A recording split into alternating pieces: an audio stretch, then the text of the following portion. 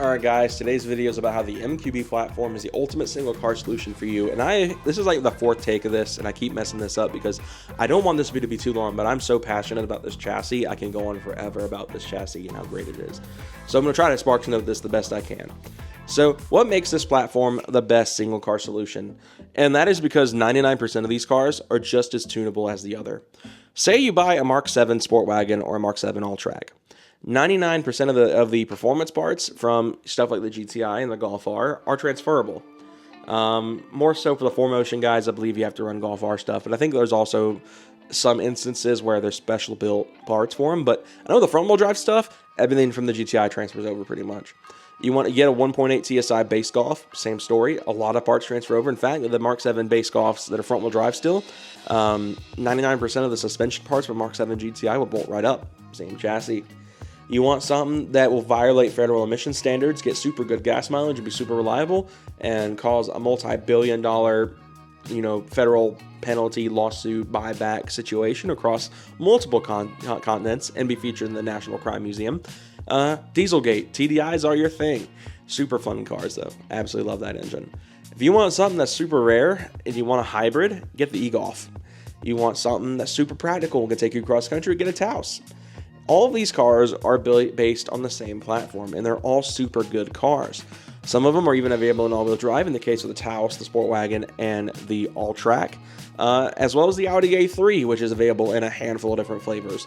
1.8 TSI front-wheel drive, 2-liter front-wheel drive, 2-liter TDI front-wheel drive, and 2-liter TSI Quattro, which in my opinion, if you're wanting a budget drag car, goodness gracious, the A3 2-liter Quattros, fantastic choice.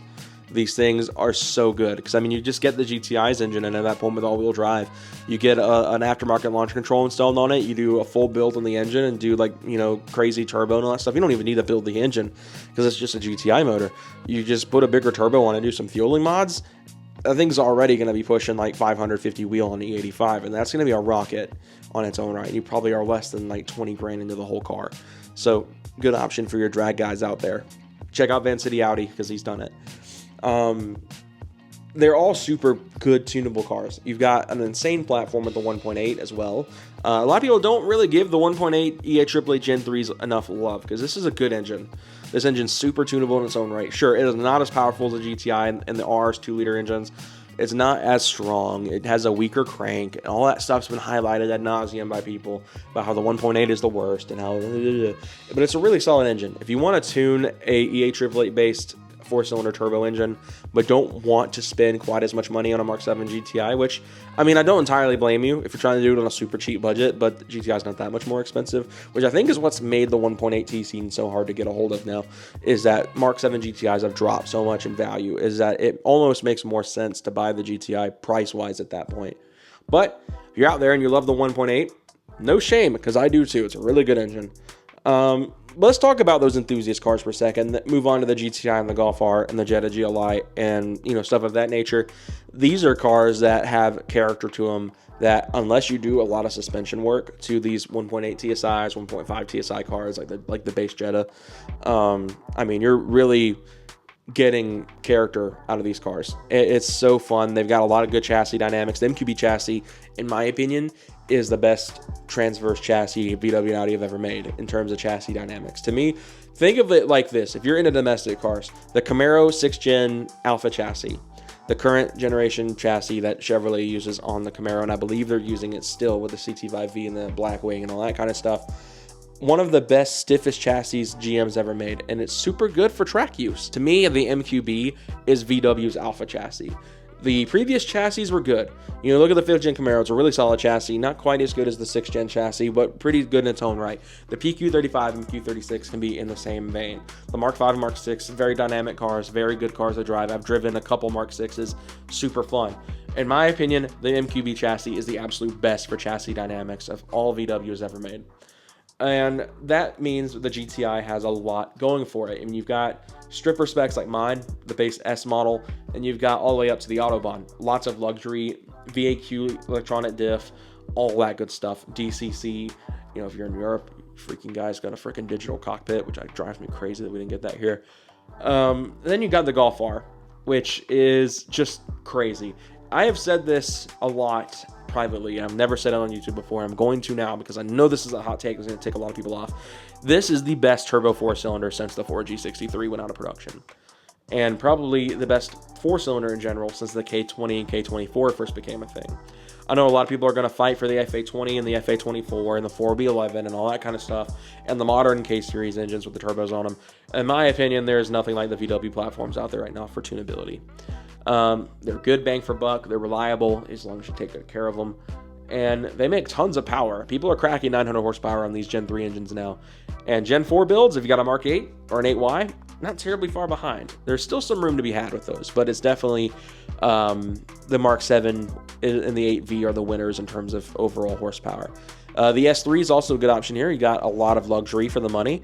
If you're buying in the latest generation stuff, the Mark 8, Mark 8.5, or the 8Y and 8Y.5, the Volkswagen, in my opinion, is the better buy because you get the hatchback and you get ventilated seats as long as you don't option for the Euro Sport package, which in my opinion, there's not a whole lot of reason to get that other than just rarity.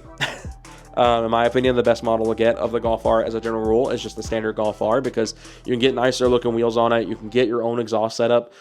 Paying like $5,600 or whatever it is for the Akrapovic or Krapovich, whatever you want, however you want to pronounce it. It's pronounced so many different ways. And you know, cloth seats and no sunroof is kind of unfortunate. And the S3 doesn't come with ventilated seats at all, even in its fully loaded prestige, 65 grand spec. No ventilated seats. That's a rant for another time. But the platform's great. You get a lot of tunability. You get a lot of horsepower. And of course, if you get a Golf, you get a lot of practicality. I've stuffed a 55-inch TV in mine. Took laying the seats down, and it took smashing my 6'5" friend into the dash and smashing myself into the steering wheel. But we made it home perfectly safe with a giant TV in the back of this car. I wouldn't go any bigger. I think I've seen people going up to a 65-inch, and it looks like dangerous. I wouldn't go any bigger than that unless you have an all-track, or a Taos, but you can do it in the Golf, which again gives it more bonus points for best single car solution. Now, if you've got a lot of money to spend and you don't mind losing a little bit of practicality because of the sedanness, get an RS3. This is the halo car for the VW Audi scene. I know a lot of people are going to bring up the RS5, you're going to bring up the RS4s if you're in Europe, if you're going to bring up the RS6, the R7, and the R8. And, people are going to bring up the 911 and all that stuff. But if you take the supercars and the $120,000 wagon and the $80,000 two-door coupe, when it comes down to affordable-ish platforms for VW and Audi, this is the ultimate halo car. RS3s are getting cheaper and cheaper by the day if you're looking for an 8V. They're still expensive. Don't get me wrong. You're not going to be cross-shopping a Golf R and an RS3 for the same money. You're going to still spend 45 to 50 grand on an RS3. But it's way better than spending 70 or 80 like they're getting marked up at dealerships right now for.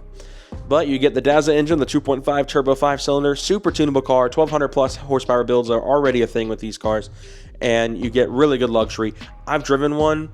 Super fun cars. They launch like crazy. They sound fantastic. They sound like a Group B rally car with the right intake setup. They make a ton of noise. They are super fun cars, and the sound is unique. I mean, you go to car meets and you hear a 5-cylinder. 9 times out of 10 nowadays, it's an RS3. The Volvos are dying off, which has given the RS3 a lot more prominence. As an Audi guy, I love that because the RS3 is awesome. And in my opinion, the TTRS, also a good option. I've been negating the TT this entire time. Luxury two-door version, one of the only two-door MQBs out there. The only other option for a two-door MQB, A3 convertible. Really awkward car. I like them, but they're weird. I like it, Picasso. Anyway, so at the end of the day, the MQB platform is the ultimate one-car solution because you've got a ton of different flavors of the same chassis. The Taos is still a pretty capable car in the corners, believe it or not. For a crossover especially, it's super fun to drive. A lot of reviewers talk about how fun it is to throw around back roads, even though you probably shouldn't because it's a crossover. The platform is good. There are so many good options, so many tunable options, areas of going 40-50 mpg all the way to 900 to 1200 horsepower in the RS3's case. There are so many good options, and in my opinion, one of the best platforms out there right now. If you're going to get an MQB, tell me what your favorite MQB car is and why, and I will see you guys in the next video, hopefully pretty soon with some more stuff on my Mark 7 GTI. Thank you guys, and I'll see you guys later. Have a good day.